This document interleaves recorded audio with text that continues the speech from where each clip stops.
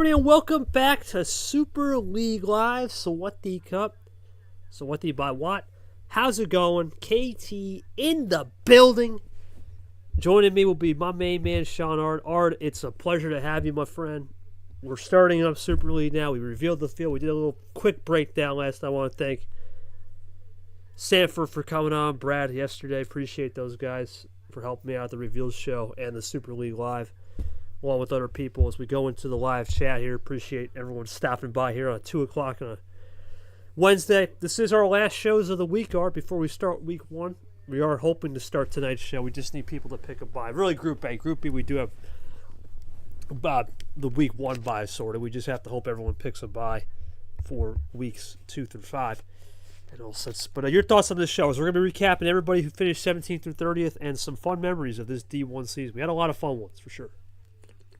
There have been a lot of fun ones, and to those that did not make it into the Super League, yes, it kind of stings a little bit that you aren't going to be part of this great time, but it's not the worst thing, in a sense. It is almost like a mindset to think about going into next year that I can do better than what I did this year.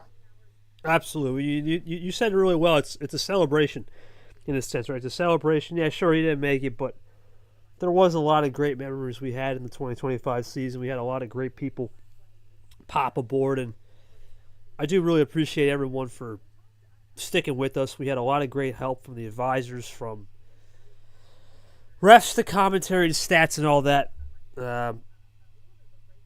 Should be a fun one, to say the least. Absolutely. All right, well, let's get into it. Let's start it off with some fun memories this year. Or what are some fun memories? We'll start with you and me as a player, then we'll bring everybody else on stage as a player. What are some fun memories as you as a player this year? I think, well, as a player, I think, you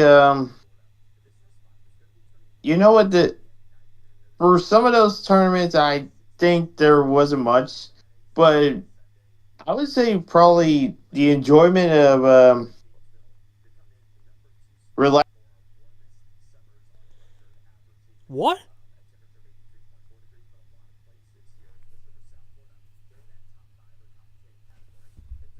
What? Just... What? Can you hear me? Guys, you see R just vanish? Can you hear me?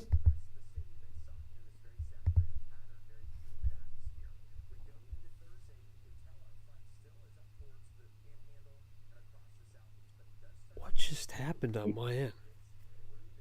Are you kidding me? You vanished, right? I don't know. There's no way he dropped it. I'm not tripping. I can hear him, but he just dipped from the sky. That's unexpected. No, he doesn't have a PC. It's phone. Oh boy. Please tell me Discord. Please tell me this isn't some type of... No, check Discord status, man. That was... Oh, you're going to have to re-explain yourself, man. Whatever you said the last 30 seconds was not caught in air. Re-say it again, buddy. Sorry, man. I swear to God, he dropped from the sky. Oh, my good. Okay. So none of that of what I just said was told. Just restart. I don't know what's going on with Discord. I'm on with the status bar. It's ridiculous. This is getting ridiculous. Good grief. Okay. What I was gonna say was that something's going on with Discord. I don't know. Keep it going.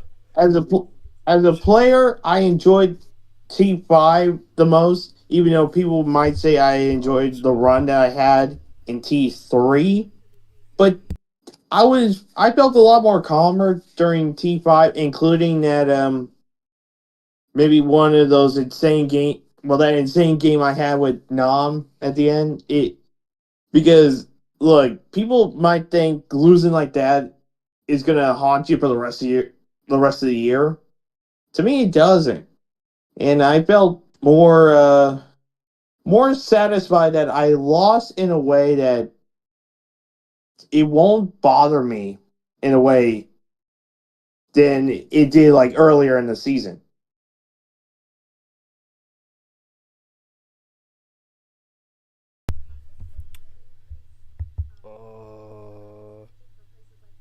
Okay, so R did drop off the face of the earth. Okay, good to know.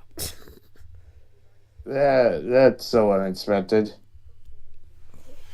I don't even know, buddy. That was happening to me to a lot of people. That's what I was saying when the Discord app crashed on Monday. Everyone got VC connected. Yeah, the same thing was happening. Where it would just randomly dip. I try to connect, I dip, I get it, I dip, and I'm gone again. I don't even know I don't know how to explain that. Your thoughts as now a host and a commission member. What were some favorite stream games you may have popped into? Anything you commentated if you can remember? I know I did one of the Final Four games back in March. Ashley KT, that was the one. Yeah, that was a good one. There are a couple others that I enjoyed, but throughout all these other tournaments, but that one sticks out because it was a marathon. It was getting late. We were all getting tired, but man, the action on the field is always so fun to commentate on. Yeah, man. I'll talk about a little bit of some of my favorite moments this year. The first one off the bat is seeing you guys help out. I think that was really cool. We really didn't have much problems as I thought we were going to have at it. We didn't. I want to thank everyone for really helping out. Ref community was great. Commentary was great. Streaming is whatever. Streaming is, Seth was a great addition, and unfortunately, we couldn't really get much of JT, but it is what it is on that. It was short. G, when I needed them, did a good job up here. But at the end of the day, I think just everyone helping out was really cool and really special. It gives a little bit more of a home for the people that may just dip after playing. That was really cool. Shout out to the people that were captains and I'm on the ref team and Caesar. Commentary was just everybody. Sapir, Ed, Austin Rogers, Sanford, Brad, Leah, everybody, man. There's so many names. JT, Art. It was cool to come as a community and collaborate on semi-pro level matches that turn into a professional style game, which is what we want to do here. We want to make every game mean something special and mean something to the fan. And it was really cool to commentate with you guys and learn your styles. A lot of people have unique ways of commentating and still figuring it out, but everyone's a different skill level. Second, as a host, I'll say just the competition was great. I mean, it speaks for itself. We had a great field today, or this year. Everyone was really good. Everyone was really good about being themselves and playing to the next level. I think everyone stepped up. We didn't have many guys that had 0 wins. It was packed from really fifth on back at one point. Then it was second on back. We really had a good field this year. 30 people. Now, I think 29 people have medals. If you include Ashley, 30 all time. 43 people have 100 starts. A lot of people with 200 starts coming up. A lot of people with 100 wins now will start joining that club next year. Close to 10 now. Can't complain. It's been a good year for competition, and those are some memories. Some of the great games I called. Brad Tago was great. Brad Backraven, I didn't call it. That one was incredible. I remember Nam versus Chavik. I watched that game. I remember Sanford versus, ironically, it was it Brian? No. Yeah, Brian was a good one, ironically. Probably one of the best games we saw all season was Yepes Nick. That was one of the best ones back in March. T3, I remember. I wasn't there, but I remember coming in late for Mac Abion. Can't believe Mac did it. Stat Johnson down 4-0 to Abion. And he figured out a way to do it. That was crazy, man. A lot of great memories. I enjoy calling the games. They're fun. But they're also professional, which is what I always try to do. I know the fans want the best experience for everyone here. And if we can provide that experience, it's important for me and the team. So that's some things I'll remember as a coach. And then I think these events have been really cool. I know we haven't been doing a lot of them. Unfortunately, I was gone for most of the summer, and we had some computer issues on my end. But even for the summer, we had some fun memories, and now we're here, man. And as a player, I still say the number one game I played all year was actually KT. I remember a lot of people were hyped for that one, and that was my number one game. I would say I played all year. Close second actually was Andy KT. That was really good because I didn't expect him to perform like he did. He was winning on cards I couldn't believe. Uh, Another game I would say that I really liked that I lost. No. The other games I lost were blowouts or just I had something pop up with the gun game. Oh, you know what? Lane KT was fun because I had, even though it was late, I did get my 20th win. That was pretty cool. But I still think Ashley KT was my number one game all season.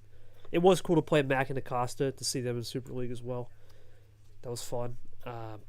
But from a general view, I think overall we did what we set out to do. We wanted to make this year a lot better than last year.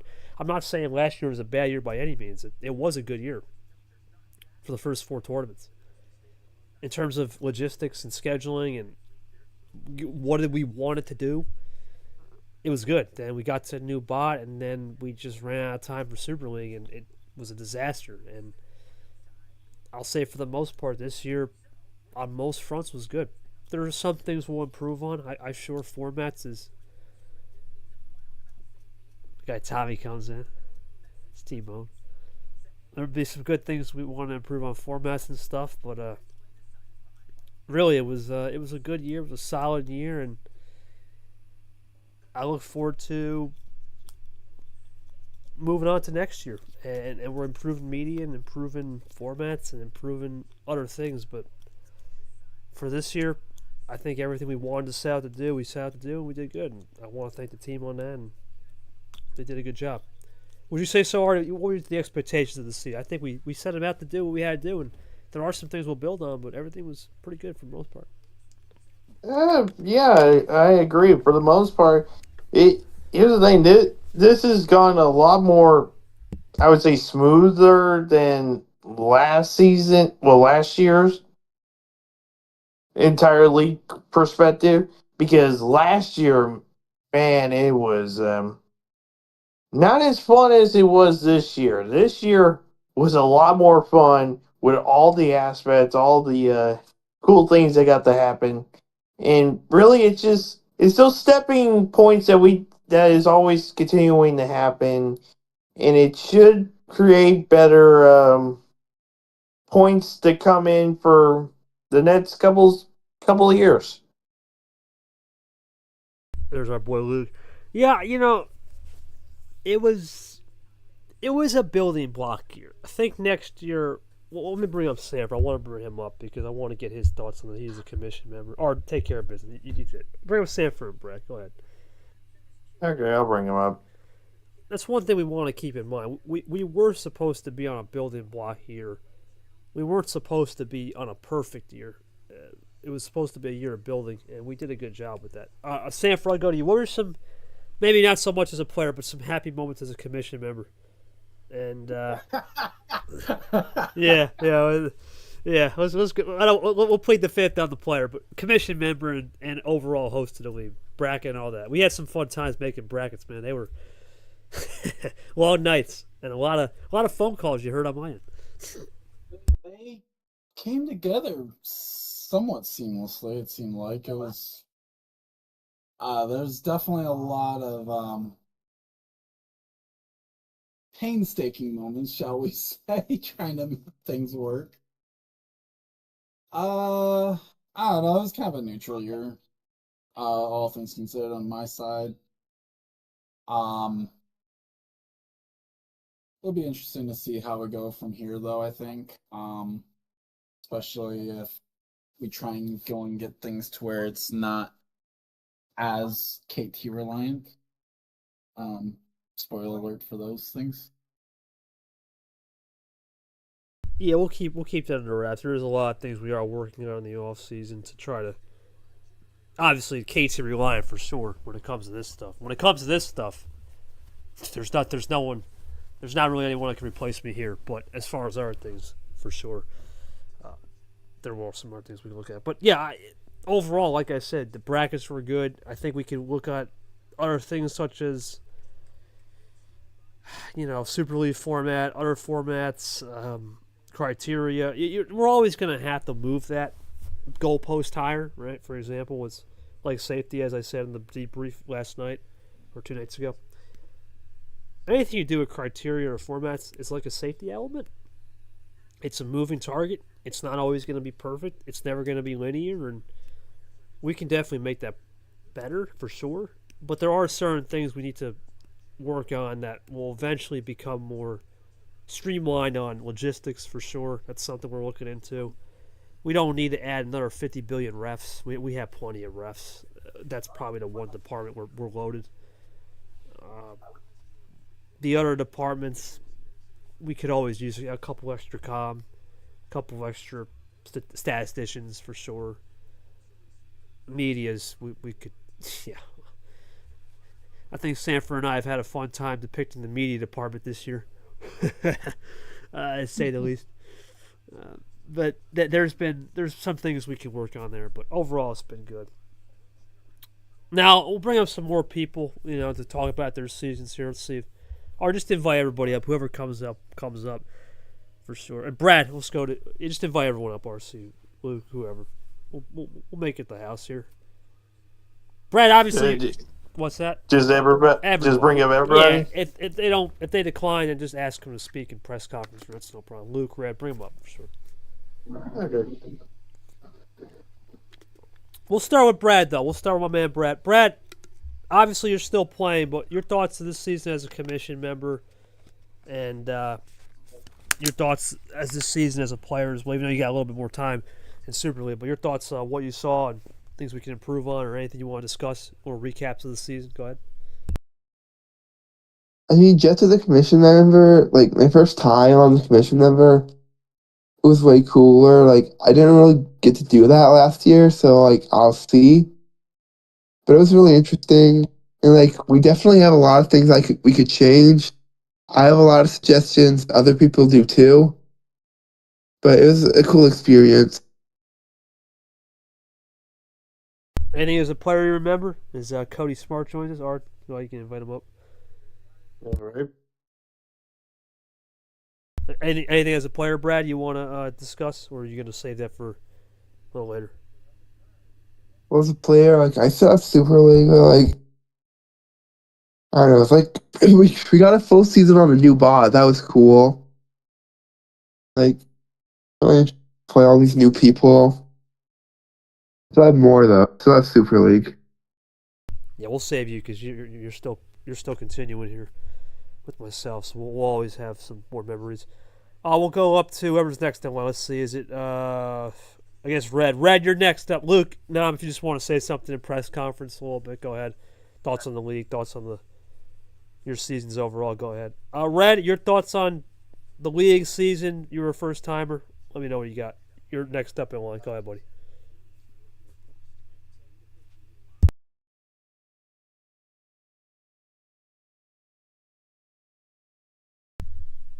Or you can't hear Red, can you?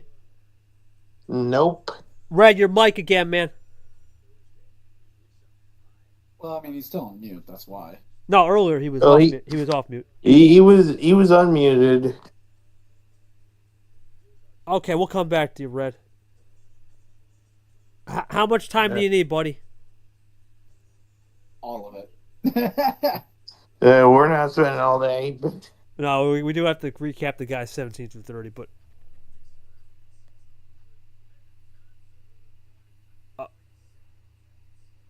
the question is your thoughts on the league, your thoughts on the season, your thoughts on expectations of what you were coming. You have a different perspective. You were straight new. You had no idea what this league was, so you have a really different perspective than all of us who've been here before. Me and Art that have been here since before this was even a league, 2022. Try to get Luke again, or I think he might have cut out. Feel free to invite him. Is that clear? Is that clear, Red? Okay. Yeah, I'll give you 2 to 3 minutes or a couple minutes to think it over. I will go to Leah. Same question. Thoughts on the league? 2025 Spirit D1. Go ahead, real quick. All right, here we go.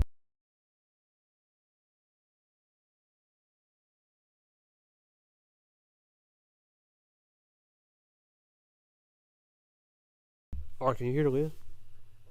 I do not hear Leah. Bro, what is going on with Discord?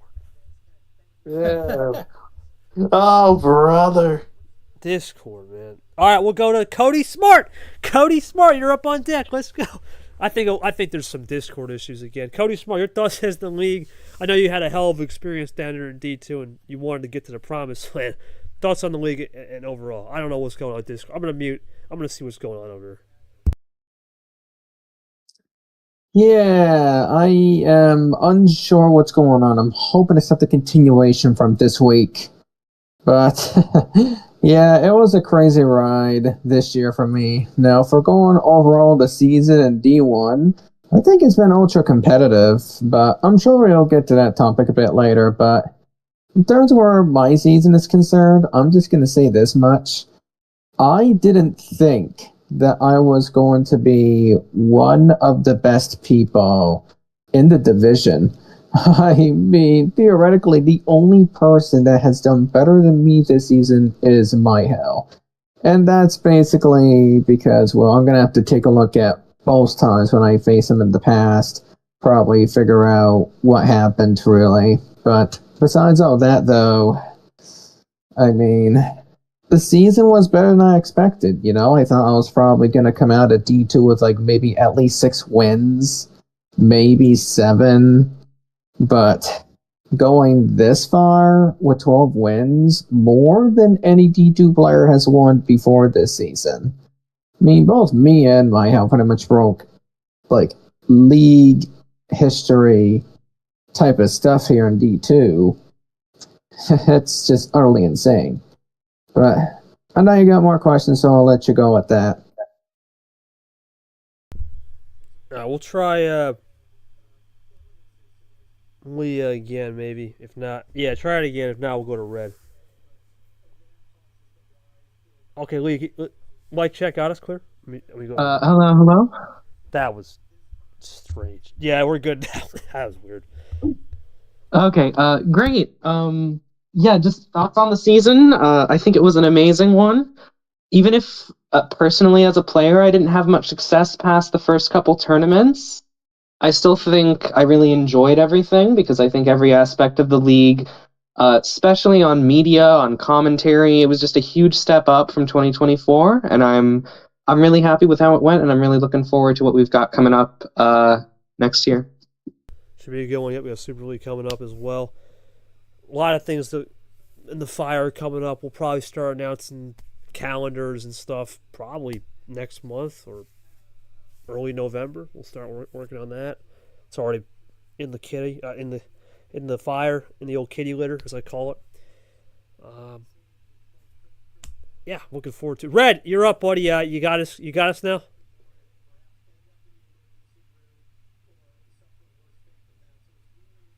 I forgot Red. Can't forget Red Art. Red, this is KTR. You're on Super League Live. Got a copy?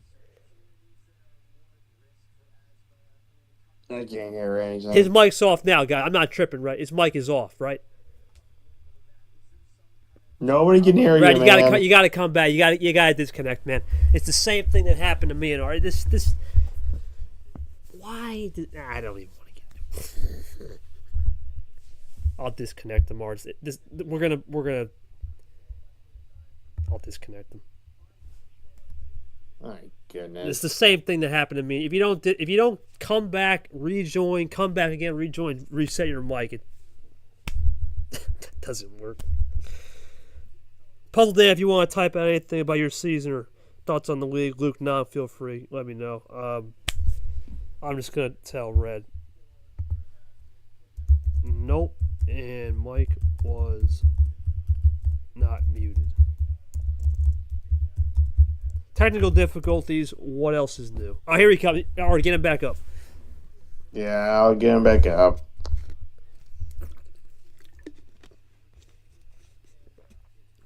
Hello? Ready to get a copy? Oh, there he is. I heard him that Okay, time. Red, you got a copy? It's KT. How we doing? We hear you. okay. Can you hear me? Yeah, we got a copy. Yeah. Yes. Okay, so I think that apologies first because maybe if my response seems really slow or something. Could you hear me clearly? Am We got a I copy, man. talking? We got a copy. Yep, you're good on the OBS. Yes, sir. Oh, okay. So He's good as on a YouTube, right? player, Art? He's good on YouTube. You can hear him on YouTube.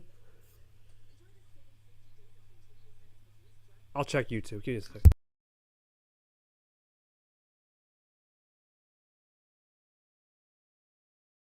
Red, say something. hello? Can you hear me? You're, I can hear him. you're good on YouTube. I just want to make sure on YouTube. We're good. You're good. Go ahead, Red. Floor's yours. Okay, so as you know that this is my first year in MRE, and yeah, as a player at first, I think at the start of 2025, yeah, for me that my expectation weren't that high that I would be making it far or maybe having so much time to eat. But looking back now that I've watched so a lot of D1 and D2 games combined, and I feel that the league has been really a great place for me. And all of the stuff from the regular season and all of the souls that you guys organize, that, and yeah, as a player I found success and I've made my way into D1, and so I can wait to be up there in D1 and compete and see what you guys bring up here in later on.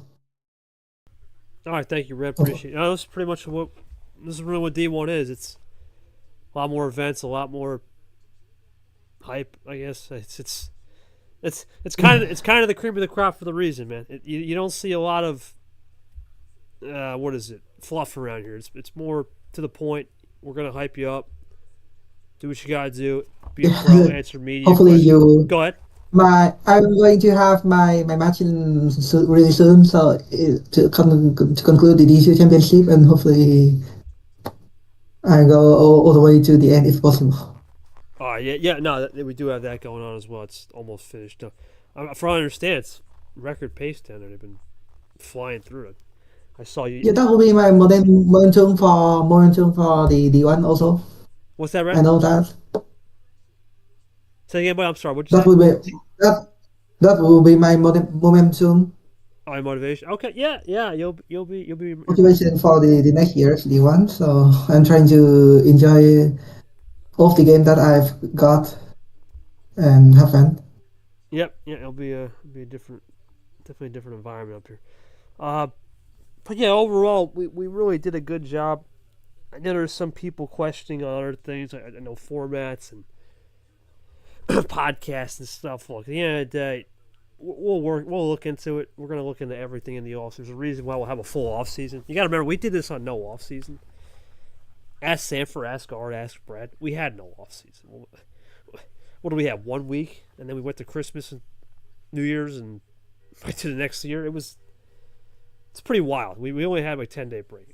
That's not ideal to fix everything. Wow. Was that? I said I didn't think it was that. I got to celebrate my birthday, and that was about it. I think after that, I think shortly after the birthday, we were right back to trying to get the rookies tested. Yeah, we didn't have a break. Yeah. You guys didn't have a break. I didn't have a break. Well, you know who had a break? Division 2 had a break because they ended technically in October. They had a break, but the problem was we had just started simply when they ended. And when we got to Thanksgiving and finished December 12th and Ashley was crowned champ, we missed a lot of things. We missed too many things. And I know it's crazy that we started a lot of the off-season prep in October, but the problem is the time we got to meetings, we kind of had to put everything on the back foot. We couldn't really attack. This year, we're done, October probably? somewhere mid-October. Probably. Hopefully, about a month from now. And then we'll have all of November and all of December and half of October to really fix a lot of things we're lacking. So, yeah, I think we can attack it a little bit better in the off season this year. But that's it. Thank you guys for your thoughts. We'll now move on to the next topic, which was the guys that missed the field and what to expect from them. I will start it off with our 2023 World Champion, Yepez. Well, pretty simple. He's been one of the most consistent players in this league. You don't get 9, 10 wins for a reason. Actually, Art, you could probably move everyone back to the audience. Good idea. Yeah, I'll move everybody. Sanford, you could stay. Oh. Brad, if you want to stay, go ahead. Give me your thoughts. You'll move right back. All right. You guys can stay if you want. But yeah, Yepez, one of the most consistent people in this league. He's had 9-win season. What was it? 9-win season, I think it was, and a 6-win season. I think in 23 where he won Super League, ironically. He's had a really good career. The problem is he's just been snake bitten off the table with rotten luck on resume or untimely wins on DQs or untimely T5 results. Remember last year was looking pretty good at making, should have made it. We messed up, clearly. We lost to Ashley, had a 4-1 lead against Ashley in T5 and then lost everything. And then it was this time, I don't know what happened against him and Acosta the second time they played the first time, but the second time, I try to talk to both players. I always try to talk to players after they play as much as I can when it's a really good game that I miss. And he said Acosta just outplayed him, which is, if you would have told me in Sanford and anybody that's been OG that Acosta would have outplayed Yepez in 2025, what world are we living in? That just shows you how crazy the year was. Or your thoughts on Yepez? I still think he's a top 10 player in this league in terms of skill and stature, and definitely one of the brand players, but brand players don't get you far anymore. We'll ask Acosta, ask Stat Johnson, Lara. Look what they've done. Andy. Yep. Yeah, and that's one of those tough things to really think about. And here's the thing. Last year, okay, people could criticize that Yep has missed out for unacceptable reasons, and all of us can admit to that. This year, though, this should have been his first time missing out because it was just some tough situations that barely had him miss out for this year. So it's nothing bad on that he did. It's just he just couldn't get that resume. What's your expectations for him in 2026? Where do you think his ceiling will be? You think he'll have, now keep in mind we know confirmed there's going to be a new Super League. There's going to be something new with Super League, probably a new format. But what is your expectations for him in 2026, considering he is one of the more consistent players? I think that consistency, he's going to bring it back. And if he can stay consistent enough, he is going to finally get past the mark and get in the Super League. And if he can win a tournament, that's just even going to make it a little extra sweeter than what it was back in 2023. Sanford, same thoughts, your same questions and thoughts. Thoughts on Yepez in 26, what his career's been to this point, 2025 season. Go ahead. Well, my thoughts on Yepez is that he's going to have a 5-tournament average of 13.8 and get a worst finish of 21st. He's done that the last 2 years, so why not? I don't know where Yepez goes from here. Because I don't know what you change because on paper it's working for him. Like, he's getting results. They're just not good results, and you can't really factor that. So I'm not I don't know if he's got a method to change here. That's basically the gist of it all there. Because he's gotten 13.8. He's getting runs to Sweet 16. He's got to run to the Final Four. Just the unfortunate part was he just didn't have the right people in front of him. That's how the game is, man. Sometimes you got to have the right people in front of you or not pick up an untimely win as a DQ. It's a weird thing. It's weird in this league. You really got to have luck off the table. Brad, do you have anything to add? Same thoughts before I move on to my thoughts? Go ahead, Brad. Brad? Brad, you typing it out or? Okay. Yeah, I got you. He typed out. Not really. I got you. Similar thoughts. I think this year for Yepes was defined by three things. I think the first thing, as you guys said, he knows how to make a deep run. He's a tournament winner, Super League champion, 3-time medalist in trophies. He got one in March. Now, of course, that one was March and April were asterisk, or the first two tournaments were asterisks for medals because we know he had the double third place, but it is what it is. Still counts. He knows how to make deep runs. Number two, Yepes is a drag-out player. He knows how to drag you out to long games, and he's very dynamic in his skill set with high-tier starts. We know he loves 14, 15, but he can drop it to 5 when he needs to try to change pace. Old school in that mentality. You got to respect it.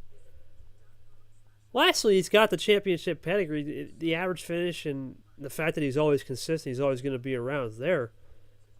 He doesn't really, I think Sanford, you don't have to change much. You get a 9-win season next year, you get the right people, you're probably going to be in. However, I think for him, the one thing he needs to look into, it's a small thing, and he said it against Nick. I remember him saying it. I don't have the 7-8D chest like Nick and other players have. He did say that. So I think that's the one thing if he needs to look into is look into that 7-8D stuff. Because if you tell me Yepes in a format where it is Super League or group stage, he's going to cook all day.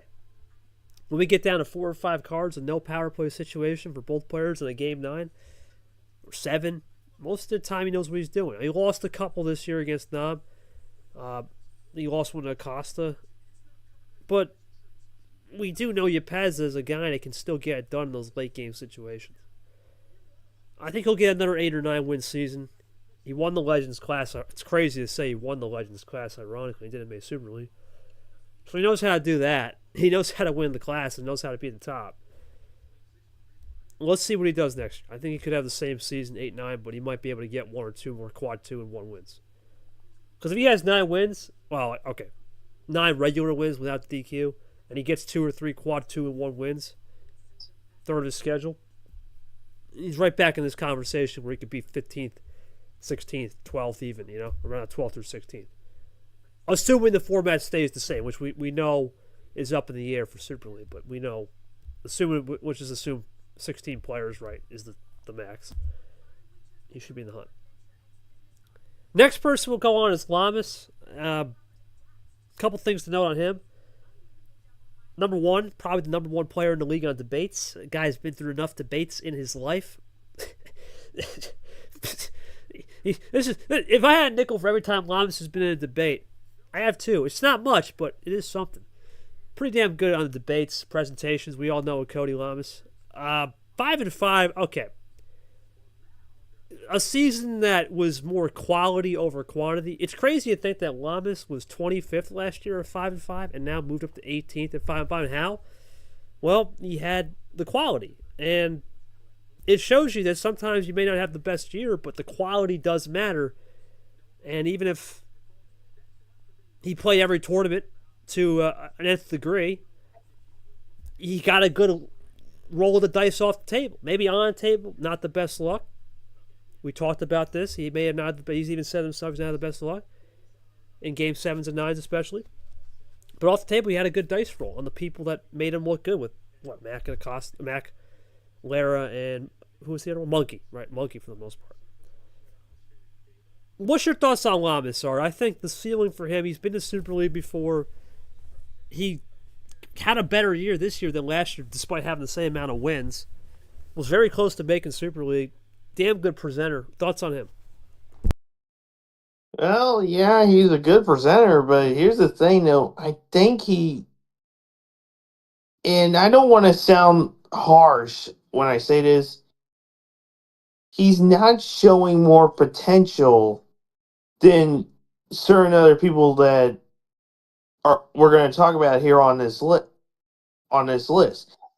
Llamas, I think, yes, he can get those good quality wins, but sometimes you got to make sure that you can provide more throughout the year. So I think next year, if he can provide that sort of thing, and you're right by saying if we're talking here with just 16, we'll see what next year is going to bring in. But if he can show more of that high level stuff, and he can go farther throughout throughout the tournaments, he could be one of those people that can make it into a Super League field.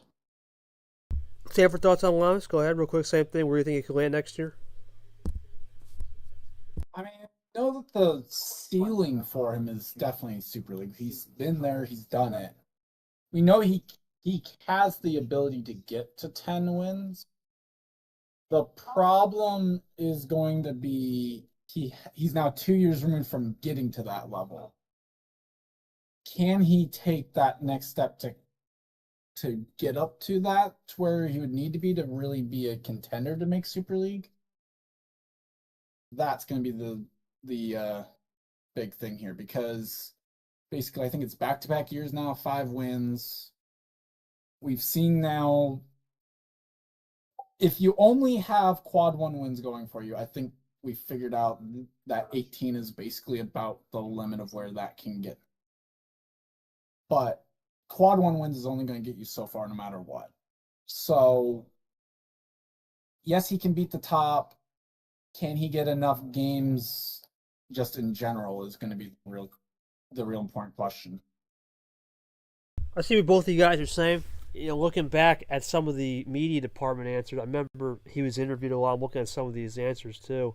I think we did ask him one question: would you have rather had a solidified base, let's say before T5, maybe he had 6 or 7 wins entering T5? He said, yeah, it's great to do things late in the year, always be that late surge player, but it's not always fun. It's sometimes too stressful. Ironically, when he made Super League, he only had 6 wins. It's crazy to think that. He's never had a 10-win season, but he's always been a guy where quality will matter, right? I think next year he could actually get 8 or 9 wins. Maybe not get the most quality, as in just quad 1 merch. But he'll sprinkle some Q2. He'll sprinkle some Q3. Maybe have a couple Q4. Avoid a bad loss. We know he had that bad loss to Retro. If he can avoid that bad loss at the beginning of the year, get 4 or 5 wins at the start, we're talking something completely different here.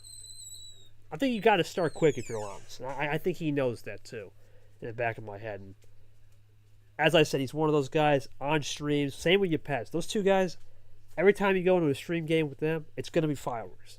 They're going to drag you out. They're not going to leave anything on the table. Every tournament they're going to play, every single time they're going to make an impact. Whether it's game 6 or 7, they're going to give you a test. They're definitely test-worthy players. I really think guys like Lamas and Yepes could shock next year, get back to that level from 23 and make it for sure. The next guy, I think he got caught up by bad luck. Lane, the problem for him, great player. From where he was 2 years ago, the fact that he was nowhere, he was out to lunch. Let's just call it like this. He was out to lunch. 2 years ago, he was nowhere to be found. Getting swept by Curtis. Then he sweeps DJ. Had a great Super League last year, even though he lost to Sanford. This year, everything was going great. I mean, he even said in his post-game round 2 quote, I think I got it, but things just didn't turn in his direction. I'm interested to hear what Art and Sanford say. I had some thoughts about him, because there are some things I've noticed in this game that's interesting. But your thoughts on Lane? I think he's always going to be a guy that will be in the hunt every year. The question is going to come down to composure. What's your thoughts on Lane? 26 prediction. Yeah, Go ahead. Yeah, I think that's one of those things that he needs to kind of work on. But also, not it's not always that you gotta start strong, but you gotta stay strong and hope that you can finish strong as well. You don't stop at any certain point and falter off a little bit. If you don't stay strong for a long period of time, that's where it hurts. That's where it's gonna hurt you, and that's what kind of caused them to falter away there in the end of the season. I think he's gonna learn from this, try to bounce back, and hopefully in 2026 he can probably use a good momentum to make sure that he can try to stay consistent as long as he can to get into good positions. Sanford, thoughts on Lane? We've known him forever. He's definitely improved compared to where he was 2 years ago. Yeah, I mean, he had a very good year, and I think that's one of the things that you can say about almost anyone in the just missed department. Um, One of the problems for him ended up being that it ended up being just on paper at least a little bit worse of a Yepes resume. And then when it came down to being like one spot for a few people, if you have a worse someone else, it's never gonna be the great thing for you. I do agree though that composure is definitely going to be the one main sticking point. Because composure is realistically what cost him the series against Radin, and who knows where he gets if he at least has a Radin win instead of a Radin loss. Wasn't Radin last year though? That was this year.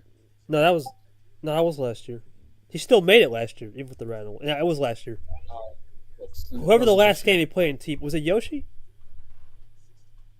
I thought there was someone this year that like got to him and he lost it.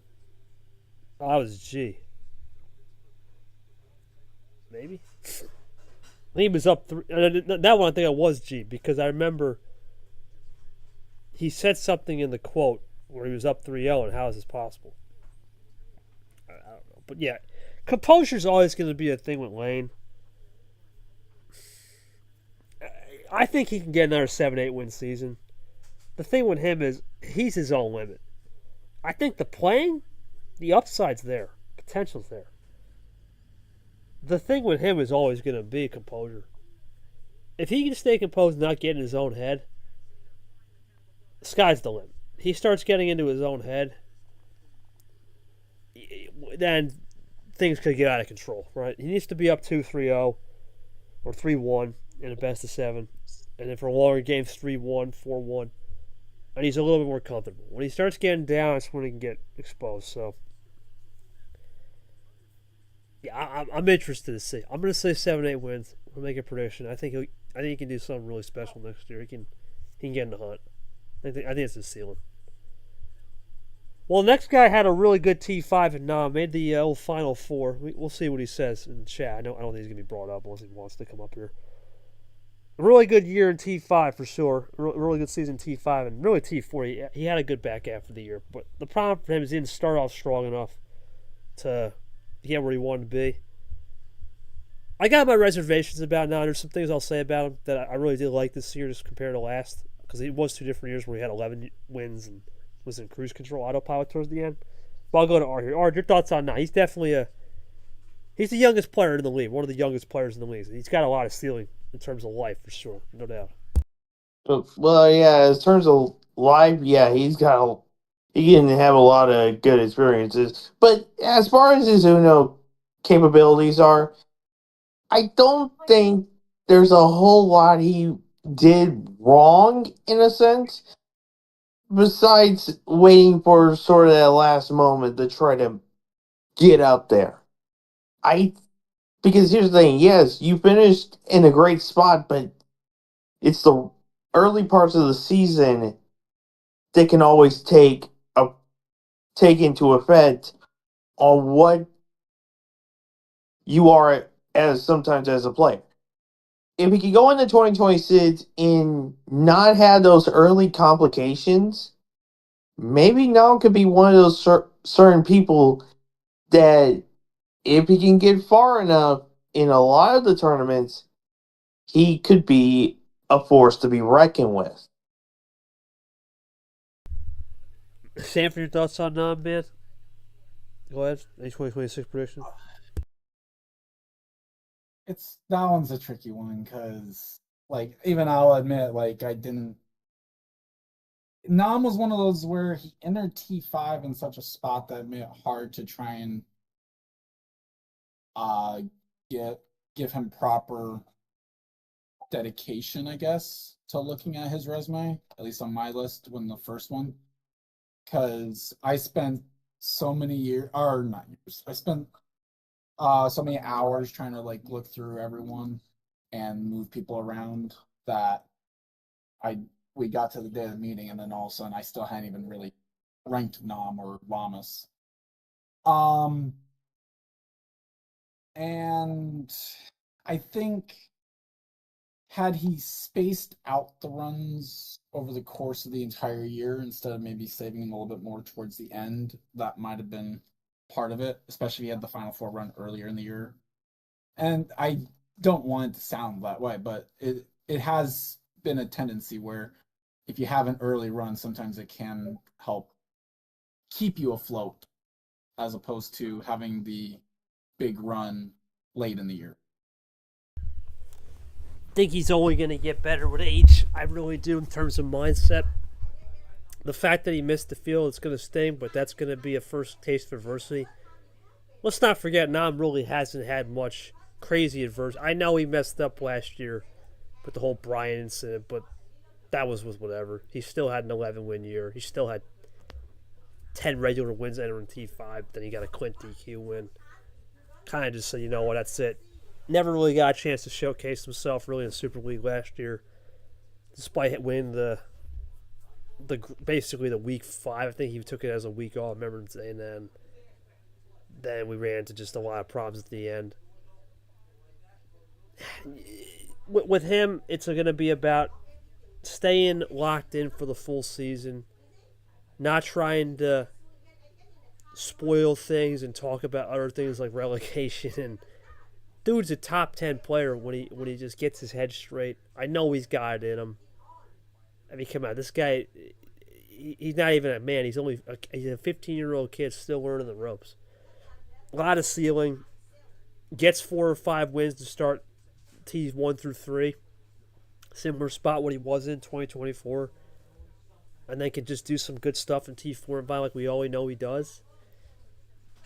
He can get back to a 10-win season.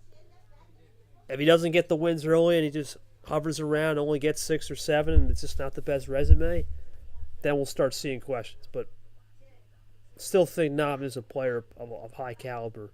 He's just got to get to that next level of little age, right? Being wiser, handling adversity now that he missed out. And he'll be right where he needs to be come a year from now, for sure. Or less than a year, as we'll talk about a little later. Shapir. Oh, boy. This one was weird, man. 10-win season. You think on paper that's great. But unlike Lamas or, well, let's just call Lamas as the example, who had the quality, Shapir had the quantity.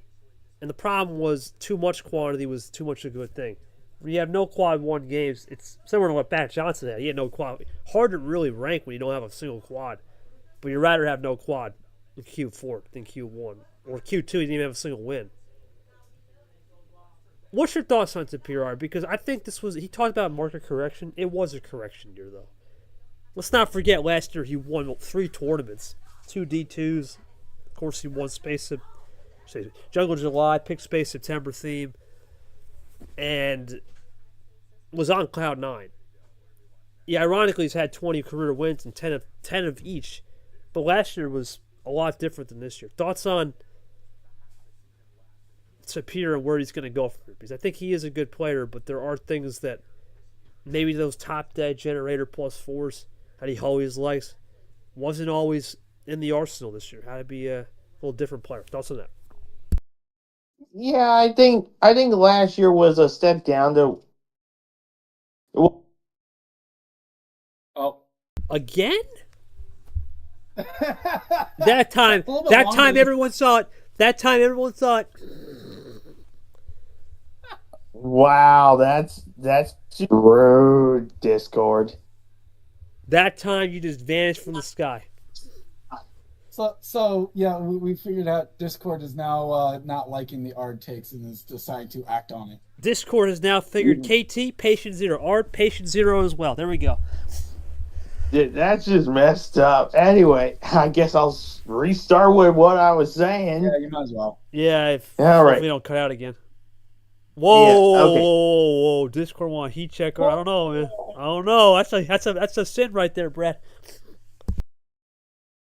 Discord ain't gonna get what they want. Okay, let's just be honest. There it is. There it is, Sanford. Bracket 1 next year. Art versus Discord. I want to see it. Yeah, no. Anyway, back to this.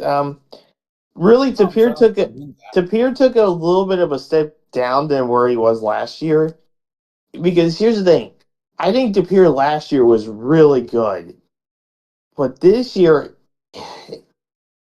he was getting those wins. You are right, but when he tries to go against some of the better players, he basically faltered and sort of was nowhere. He kind of was like a fish without being in the water. Really, it was flopping around.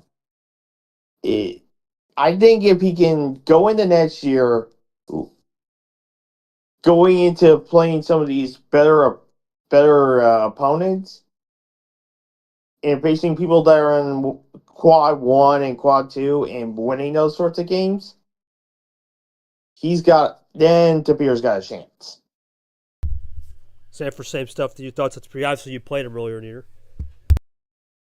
I mean, Art's got a point. I mean, all 2 games that he had against top 18 players. I mean, that definitely shows. I mean, the fact that his only 2 games in top 18 players were against Background and Gone. I think for Tapir, it's probably the first case of a player who probably has a case for getting screwed on schedule. Because, yeah, he had a DQ win, which didn't help either. So he had only 9 actual wins. But to say that he's going to be the first person that breaks the mold of saying that, hey, if you average a Sweet 16 all year, you're in, considering it's a 16-person field. That's basically what he did. He had 4 Sweet 16s, or 4 Sweet 16 appearances, wasn't able to make it. I'm not going to say that it was a fault to have him out. I'm not going to say that people were wrong to have him outside top 18 or outside top 16 because he did have one appearance or he had one tournament where he wasn't in the top 16. But I will caution to say that 2 games all year long was a fair enough look at top players. Sure, yeah, he probably shouldn't have had 3 losses in quad 3, and that's really what hurt. But I'm not sure that there's really much else to say that Tapir could have done outside of, yeah, just don't lose to the quad 3.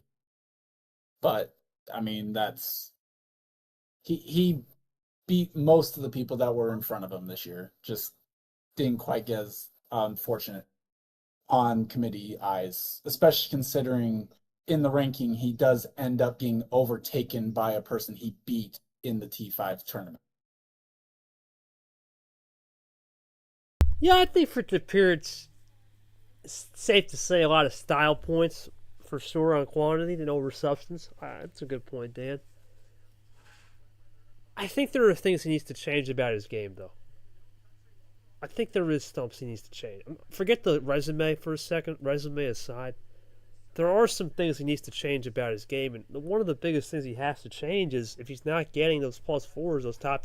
We all know and famous for he loves getting those top dead +4s out of the wazoo. Ask JT, ask Sanford this year. But when he doesn't get that, there is something there, and we talked about this probably when we were doing the CEO tour. I gotta change sometimes. I gotta change when I don't get the cards on number of fish. And Peter Onjat, we talk about him all the time, right? Too much number efficiency. Too good. But you can't be no one-trick pony. Yeah, you got to be really. Let's see what we got here.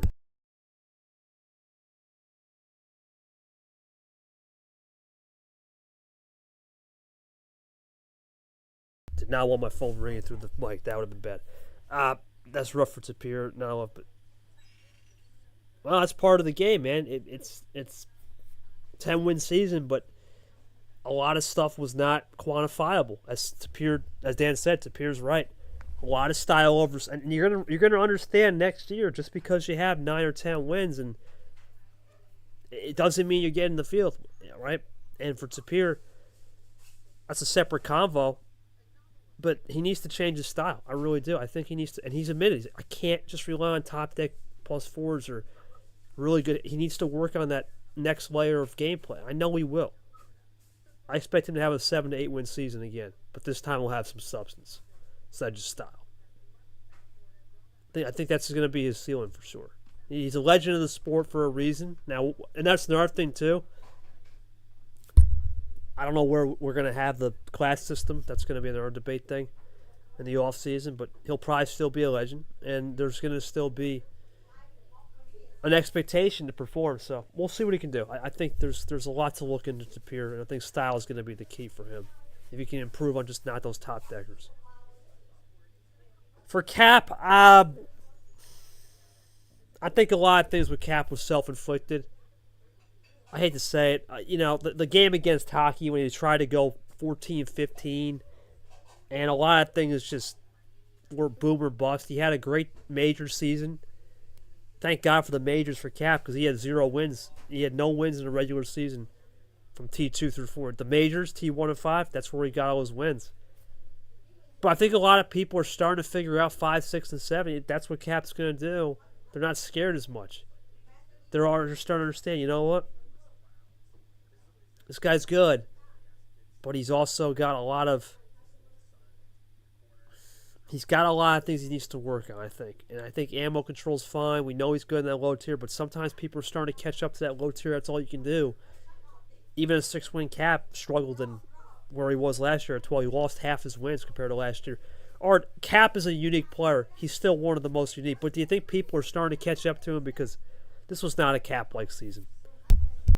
Yeah, people are starting to figure out Captain, and that's one of the. Here's something that it's not a bad thing for people to figure it out, but that gives a learning point for Captain that hey, I think now it's time to figure out how to change things up. He's got it, and this is what's a good thing. He can have a lot of time to practice on and change his styles out.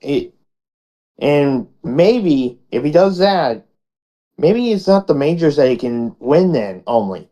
He can win in those other tournaments because that was his Achilles heel this year. Maybe next year, if he changes his styles out, those could be his benefits through those 3 tournaments. Pretty much summed it up right there, Sanford, right? Welcome to D1. We'll be after here to go. Yeah, I think it's pretty well summed up. I mean, when you look at Cap's season, he had runs that would have put him in good contention for at least certain categories. I think this is a case of just he definitely didn't have enough quantity.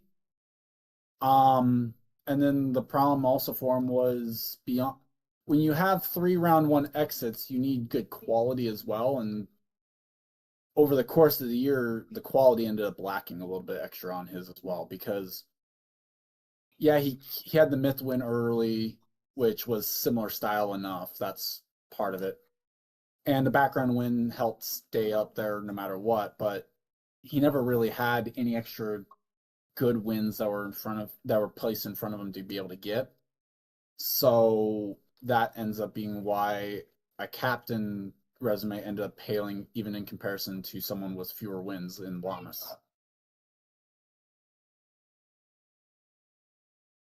Yeah, Cap.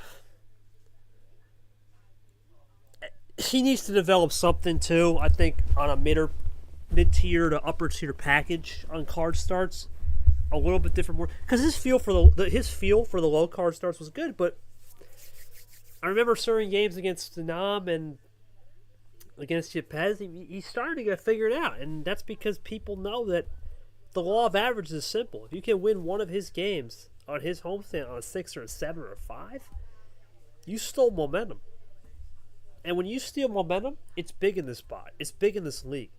The old bot, you can get away with murder, in a way, with card start variety, because it didn't matter what card start it was. Momentum wasn't as big. Now it's becoming massive. Momentum is key to any series. This bot, Whiplash, is another problem. This bot's ridiculous with Whiplash. So if he can figure that Whiplash out and start figuring out something a little bit more upper tier, maybe like 10, 11, when an opponent picks it, and then mix that in with his usual 6, 7, 5, 8, he'll be more of a balanced player. But until then, I'm interested to see what he'll do. I think he could have the same 6, 7 win season. I think next year he'll have I think he'll win 4 or 5 in the regular season. The major championships, he'll probably do 2 or 3. I think he can get 2 or 3 there, and he can have like a 5, 7 win season. But it's gonna be depending on, can he develop and attempt to have a clearer head about him. Next guy is Yoshi. He just came in, ironically. He must be watching the program. I think for Yoshi, it's pretty simple for him. A lot of his losses this year was not games 1 through 6 or games 1 through 8. It was that last game. And we always say it about him. He's always there, but it's about closing. If he can close those games, he'll be a Super League contender next year. He just had some unfortunate losses to people like Caesar, Acosta, Cap, ironically. Just couldn't close the deal in those late game situations. Yeah, he closed it out against, who was it early? G, early in the year in T1, Lane. He closed it out, but ironically, those G Lane wins were good. It wasn't good enough. We'll bring him up here in a second. Or your thoughts? I have some reservations for where he could end up next year, but your thoughts on Yoshi and those late game situations? Well, here's the thing. Yeah, closing out games, and think of this almost like a baseball game.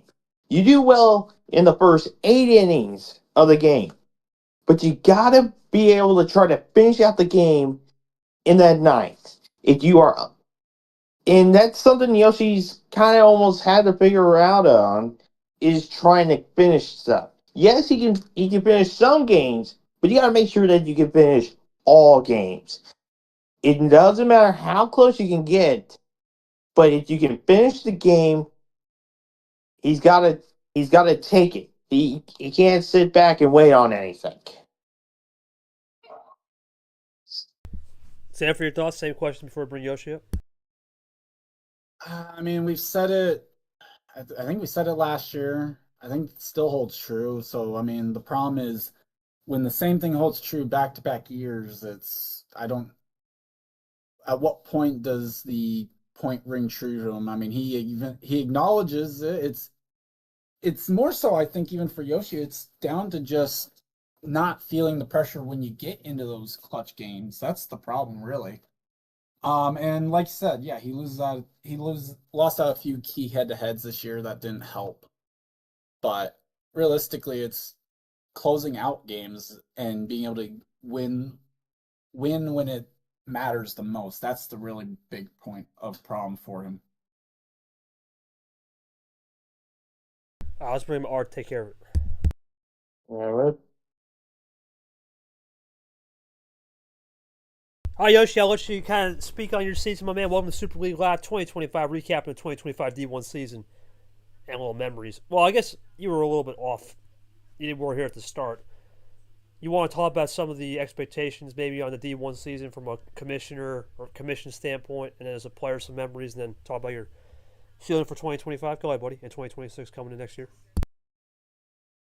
Okay. Well, yeah, I guess on the commission side, I think it's about, that's more of like a group thing. It doesn't feel like, oh, I'm kind of doing this on my own. It's like I have to work together with the other members, and really just the way of just slowly getting better of communication and doing the responsibilities that that allow the other members to thrive. Like because I'm not one of the main guys. I mean, I'm one of the main guys in like certain departments, but not the ones that you like see outright. Like you see the streams and the commentary, and you don't pay attention too much to like the reffing and the scheduling, but like I do. Those are like my expertise for sure, and I seeing how this season led up to like kind of polishing all that. I think it gives me something to be have positive feedback over, knowing that like I'm doing well on the commission side. There's nothing really I'm doing wrong. Maybe like I make a slip up or two, but that's everyone makes mistakes. Um, I hosted my own event. It was definitely a unique one, but everything went as planned and it all worked out pretty well. And yeah, it's going to be renewed, so I'm excited for that as well.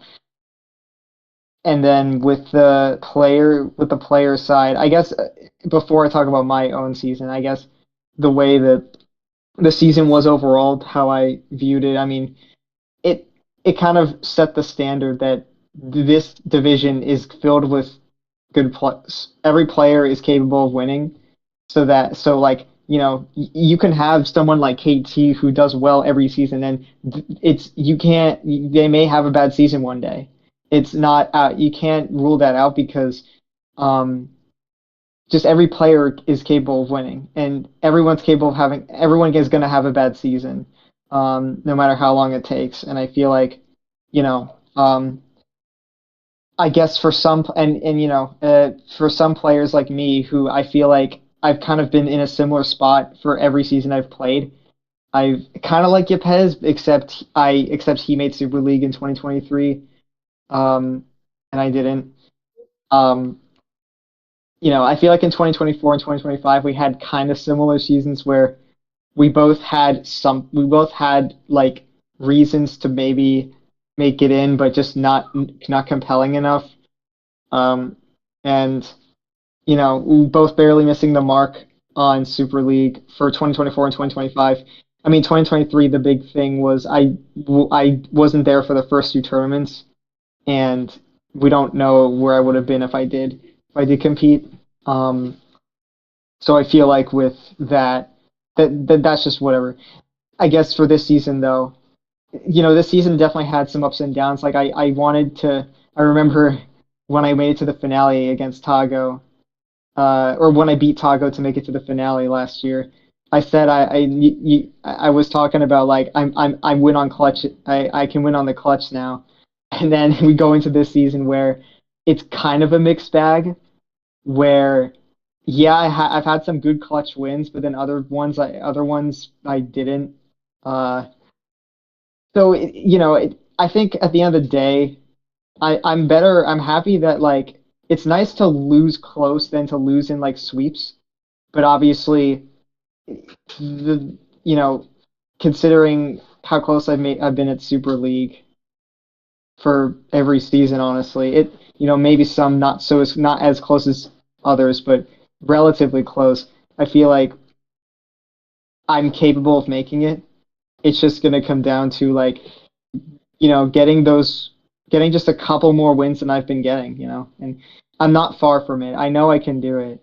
And I don't care if anyone says I'm not capable of making it because you know, I feel like I've proven enough that I'm capable.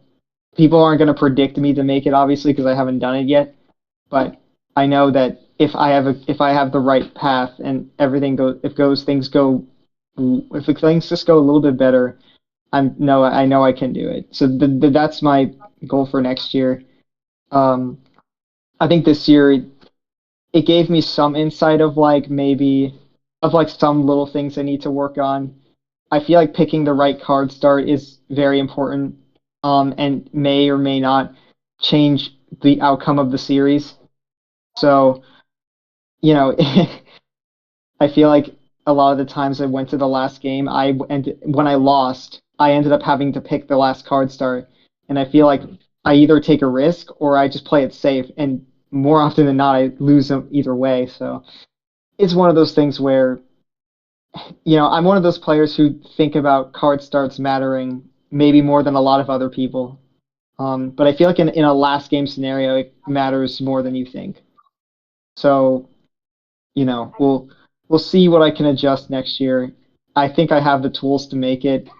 It's just a matter of, keeping having the right mentality in that last game, not getting too nervous and just playing like a strategy that works. I'll have to see. I like people have said, no game is the same. Every game is different, so you can't have the same strategy every game. So it's really a matter of just playing to each game as best as you can. Yeah, I think you summed it up best, man. It really is a learning experience. Anybody out here can win. Anybody out here can put up a 10 winner and then some. Look at JT. Did anybody have JT going 0 wins? Come on, it's not on the bingo card. Maybe he have an off here. Maybe he have 4 or 5.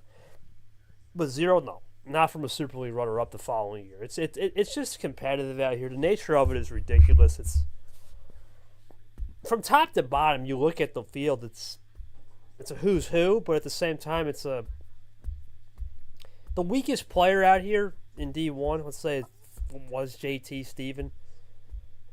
A couple of things go JT's way. A couple bounces go the right way on cards. He's back in the hunt with maybe 5 or 6 wins. It's a crazy world out here in this league. There's no safe place to hide. It's like a pack race, and Sanford knows it well. Or Brett, it's if the front ain't even safe, you know as sure heck the middle of the pack ain't safe, and if you try to avoid the big one at the rear, it's gonna catch you. So this bot has definitely changed the game in a lot of ways and a lot of competition. Anything else you want to add about Sanford? I think it was pretty summed up well from Yoshi. I mean, we're still on Yoshi, right? I think I said my piece on him. Yeah, I was gonna say just your thoughts on what he said. Well, he was the first guy that we actually brought up, but yeah. No real thoughts. I mean, it's again, we can talk mindset. It's a matter of putting that plan into action, though. Yeah, pretty much. Talk is cheap. It's all on the table. My season was better than last year in a sense, and I've had some quality. It's just about getting more quantity. I'll be a second. Of course, I'll probably have some lucky loss, but for the match I can't control, I got to get those wins. Knowing I'm close a lot of time. If I switch things up a little bit, those losses can turn to wins, and then I'll be in the Super League. We'll see how it goes. Yeah, I mean, pretty well explained. I don't think I have much to add. That's it, right? Just a couple more quality and get the job done. Appreciate you, my man. Thank you for taking time out of your day. Feel free to stay in the audience, or if you want to stay up on stage, just let me know whatever you want to do, my man. Feel free. Next person is going to be Clay. All right, no problem. Clay is weird, man, because he was this close to making. He was basically a stone away from making Super League in 23. He had that amazing final run in T5 23, but ever since then, inconsistent. I know he had the huge win on myself. I got him in the top 25, but couldn't get it done against Vapor. Had probably the worst loss of his career against Lane, where he had the 0+4s game where Lane had nothing and Lane found a way to get the job done. I'm not sure what to think about Clay, man. He's up and down. I think a lot of what's going to come down to him is really going to be finding more peace within the game and understand the flow of it. Is that how you assess it? Or I have some thoughts on him on my prediction for next year. Your thoughts on the assessment of Clay? I think there's some of those losses that were one of those like big enders there that unfortunately got him in, unfortunately wouldn't allow him in. But also it's kind of difficult to think on if Clay could have shown a lot more better things, really. And I think that's the whole thing. If Clay could have shown a lot more promising factors into himself, Clay could have had a higher ranking. It's just he, besides that one big win there against KT, nothing else. I just can't think that just one great win is gonna get you up there. Sanford, your turn. Go ahead, buddy. Uh, I mean, now we start getting into the point of the show where it was easy enough to not have these guys in the consideration. They did enough to at least not be uh ineligible for top 25, basically. I mean, for Clay, he had 2 Sweet 16 appearances. The problem here ended up being there's just not enough quantity or quality to wins, realistically. I mean, when you only get 6 wins and only one of them makes a Super League field, you're not really going to put yourself in a spot. I think Clay's an interesting case, considering this is twice now he's been at least close to the bubble, but not able to get over the hump. But the problem is going to be, can he actually get to a point in time where he shows up for a tournament before T5? Yeah, isn't that the old montage too? With he's had 2 out of the 3 years he's had really good T5s. I'm not sure, man, because his play style is very random. It's very wild cardish. I think he needs to get it back to what he was doing actually in the first part of the year in 2023. That's the nice part about the league. If you can have some really good results at the beginning of the year, you put yourself in a good spot. But at the same time, for Clay, Art's right, and you're right. You can't just win 1 or 2 big games in T5 or 4 and expect to make it, right? I think needs to work on his consistency. I think he's going to have another season where it's about just finding consistency. Hard to know if he'll make the field, but he'll always be in this top 25 towards 24, 25 for sure. But he's going to have to find that next level approach on his style. And if he can do that next style level approach, he can make waves. And ironically, it's the same thing for this next person, Aria. Now, Aria is a little different in the sense that, okay, she needs to reacclimate to the league. But a lot of the similar thing with Aria. It's just try to find the consistency and go from there. And I think for Aria, the consistency was there towards the back end of the year, but it just wasn't enough at the beginning, and partially was just learning the system, the bot. But ironically, with the fact of the matter is, the bot was fresh for everybody. And Aria missing 2024 was not the worst thing in the world because we all had to learn the system. So to have 5 wins is not bad, but we all know Aria is a ex-legend, a really good player. What can she do next year? On thoughts on her 2025 this season? Look, I think Aria, this was sort of, in a sense, a rebounding, like not a rebounding, but sort of like a regrowing sort of year, especially because after taking 2024 off, the uncertainty of what Aria was going to do was going to be the big question. Now, is Aria going to have a bigger season coming up? I would think so. And I think next year could be a good stepping point. It's not going to be that sort of year where Aria is going to get into Super League that quickly. But I think it's a good start. Sanford, same thoughts as always? I think G put it best when it was on the reveal show when it came down to thoughts on Arya. No one had any way of knowing what it was going to be like for Arya coming back to the MRE world after a year off, especially all things considered there. So I think for Arya to have gotten the 5 wins, to have gotten to an Elite 8 over the course of the year, I think is solid stepping point. I think it's going to be, where does she go from here? Do we see more of the Arya that was good enough to get a top spot or a close to top, basically was one of the top players of 23, or are we going to see more of the same of what we saw from her this year? Inconsistency, right? We talk about that word a lot. We throw that phrase and words around. Inconsistently consistent or consistently inconsistent. That's basically what happened to Aria. Just too inconsistent yet consistent towards the end.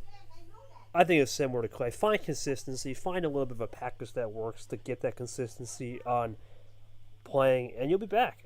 I think you'll be back to maybe 7-8 wins and back to that Super League level. But I think for Clay and Aria, it's back to similar message. Just long way to go in their development of the spot in the league. Despite being here for a long time, they're going to need to take that next step in the next direction for sure. Next person was Abian, and I think two things just with him, man. The two things that really cost him this year, more than just the KTDQ, the fact that he was up 4-0 on Stat Johnson in a Final Four, everything was going right.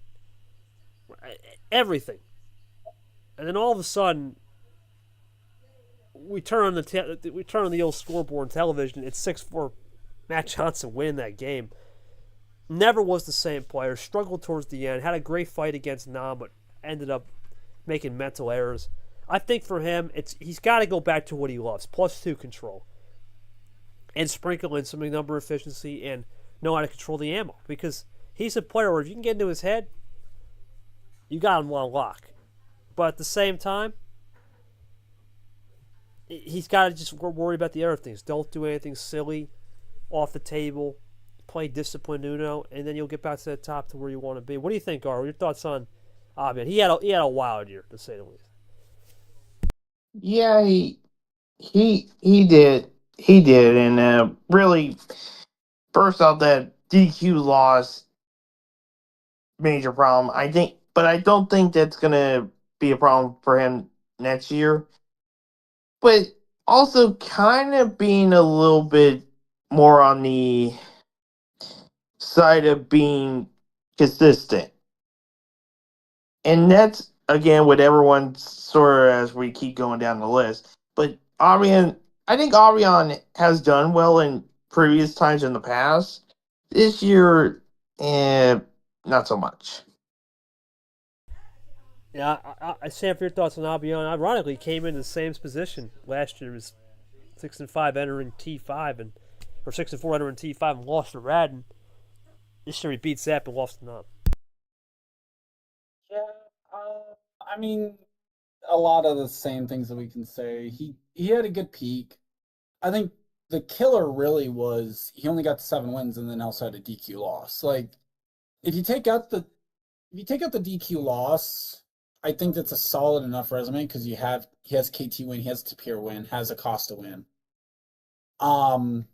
That plus having 4 round 2 appearances would have been enough to probably be a little bit higher. It's just DQ loss really ended up killing him.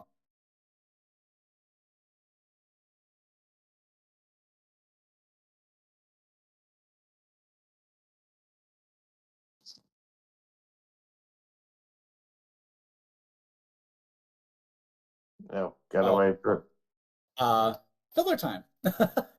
oh boy, filler time. That you kind of got a point there with that. Um, I don't. I Yeah, don't no, get anything. I don't get.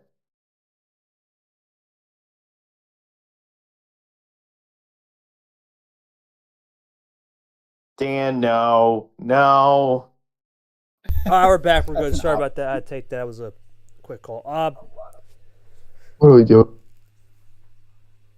I don't even want to know what that means. Anyway, for Abian, pretty much what I said. He's got to work on the off-table mentality to get results on the table.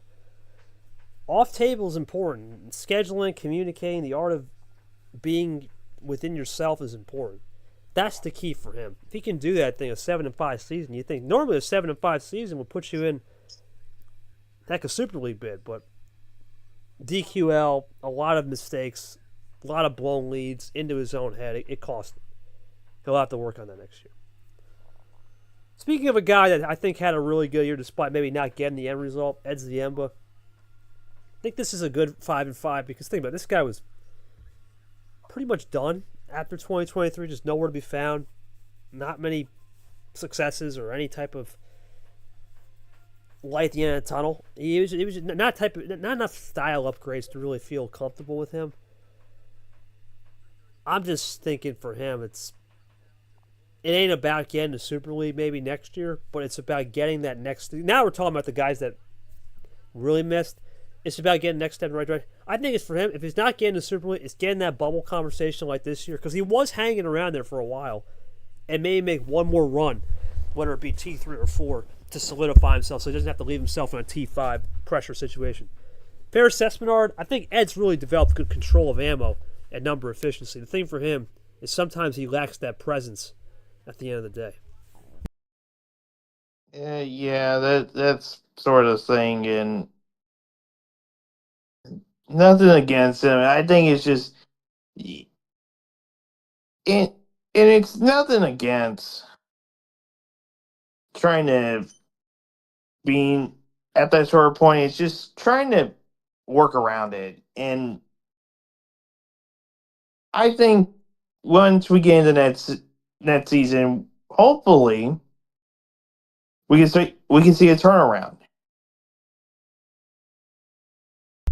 Sanford, over to you. Obviously, know Ed. He been around the block for sure. One of those OGs.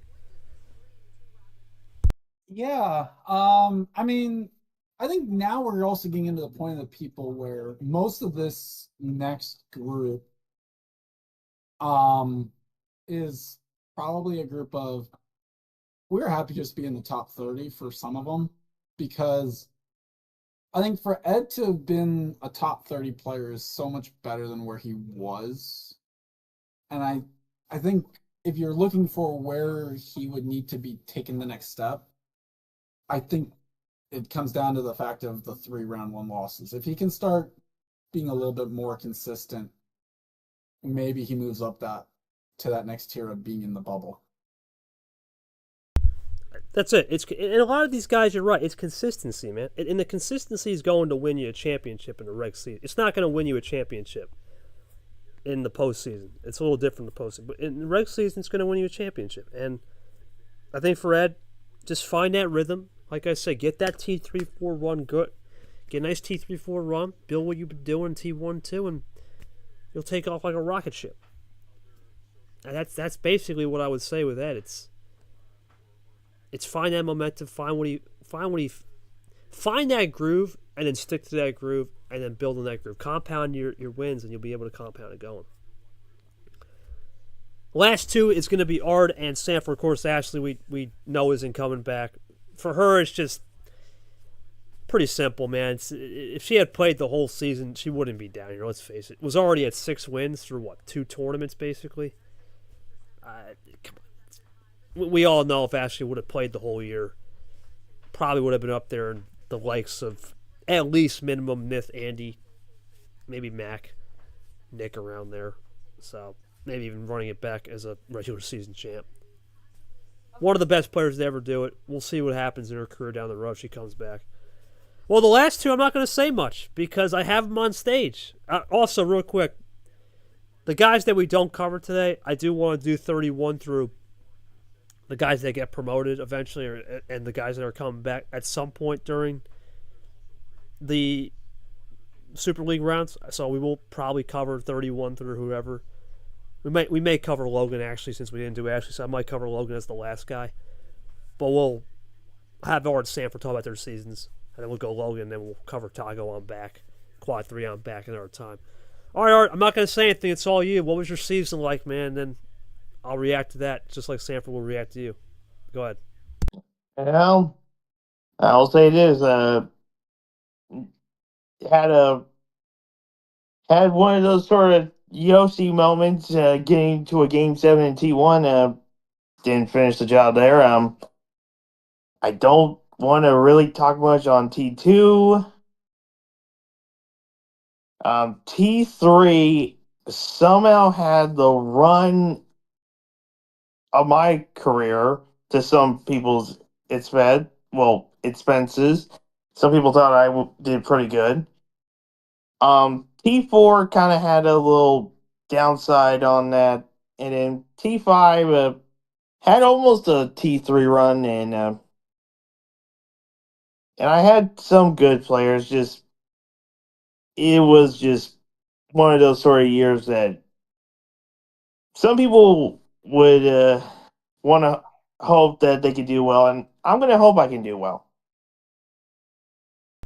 Sanford, your thoughts on Art's season? Definitely an interesting one. On art season? At Art now, yeah. Yeah, I'd probably say look back to the comments with Ziemba. Ironically enough, Art a little bit less consistent in round one this year than he had been. Like last year, I'm pretty sure the whole statement was Ard couldn't lose in round one or whatever, I think. But this year, again, 3 round one losses. Gets some solid runs, so at least it wasn't as bad as 23. But kind of, again, look towards the Emba's comments, and that's probably where you look to go there with Ard. Some solid wins on normal years, but just what ended up being only one good win really for this year. Yeah, for Ard, he kind of ditched the whole heat check thing, and he really just locked in on what he believed in. The only thing I can really say with Ard, it's going to be about a couple things. One, find grit, find consistency. Two, hopefully we put him in a good spot with some of the reffing situations and some of the situations where people weren't at his games was just a rare instance of just not good on our end. We'll look to improve that. But it's about finding consistency in the groove. I'll talk about Sanford here after he speaks. But I think for Ard, getting the bubble combo is probably a success. If you can get 6 or 7 wins with some quantity and quality mixed in, get those round one wins, we're talking about a 7-8 win Ard, right? And then is he in the hunt? We'll see. It's always interesting when you get behind from 25 onwards. There's a lot of more ceiling though compared to say with someone 25th. Before we get to Sanford, I'll talk about Logan real quick, and we'll save Sanford for last. We'll save the best for last, I guess. Logan, he was finished 31st. He's the only one we'll talk to because we didn't do Ashley. It fell apart for him. He had that huge win against Monkey, which it turned into a good win, but then it just fell apart. He never had a grips at the end of the year. Tough losses to Acosta in 7. Just seemed to get outplayed by Curtis, which we all knew DJ had his number, even though he lost the first time. DJ was really close to that 4-1 last year on the new bot, where he didn't even have a lick of what was going on after coming back from T4. I think for Logan, it's forget consistency for him. It's just find ways to evolve your style, and then the consistency will follow. And I think try to go out there and play the top competition. Because remember, he got smoked 5-0 to Ashley. He played top competition, but then kept getting smoked. He has that regrettable loss to Myth. He's got to find that next level, and then he'll be good. Your thoughts are on Logan before we get to Sanford on himself. And Sanford will talk about Logan. Go ahead. This is the last player we'll do for Sanford. I think Logan, it's about, I think he hit it pretty much. It's trying to change his styles and trying to be consistent. And I think, again, he's one of those people that if he can figure out something different and it works to a certain point, he can do pretty well then. But he's got a long time to really think about this season, and hopefully when we get into 2026, maybe he will finally have something big on the horizon. Sanford, to you to Logan, then we'll get to you, buddy. Yeah, Logan's it's an interesting case because if you look at the wins that Logan has, he definitely didn't struggle for quality, but it's definitely a big time struggle for quantity here because he only had 4 wins, 3 round 1 losses, including T5. Only got to Sweet 16 and no further than that. So he wasn't able to really win out in peak battles. He wasn't able to win out in consistency. Just definitely needs to work on figuring out what worked when he played monkey background and lane, and maybe try and kind of translating that into more of every game, because that's where for whatever reason, that's where the disconnect was. And we did see at least some solid growth in him, I guess, in terms of the stream games, because he didn't seem as adverse to him as he was in 24. All right, Sanford. Last for least, all you, buddy. Your thoughts on your season, and then we'll have R and I react. Oh boy. Restraining order on Camaro. We may have ditched that after the second time, but we'll see. Maybe. We'll have to see what happens.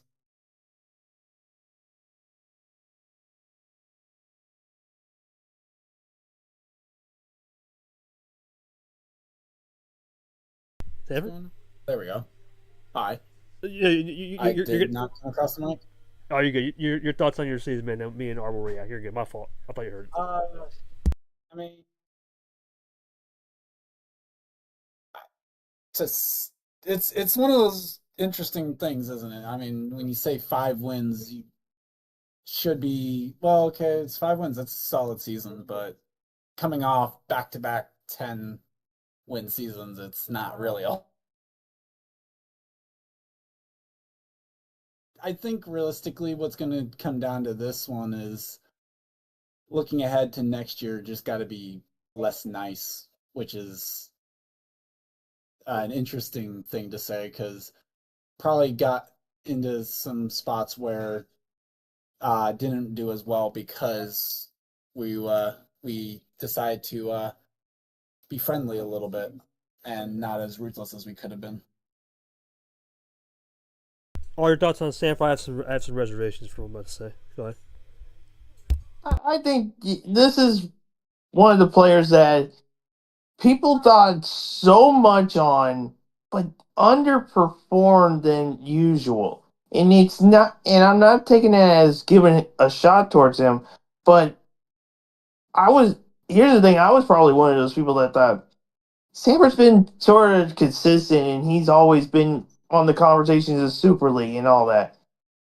And this year just didn't go the way that people thought of. I think he'll go in the next season with a new perspective, think a bit better on with a lot of those games, and who knows, he might be in contention for Super League 2026. This is Charles Sanford, a guy that has over 300 plus career games. It's not been a good year. Don't awaken the bear. That's all I'm going to say. You know what I'm saying? He's a bear in hibernation, right? Don't awaken the bear. This is a Grizzly veteran for a reason.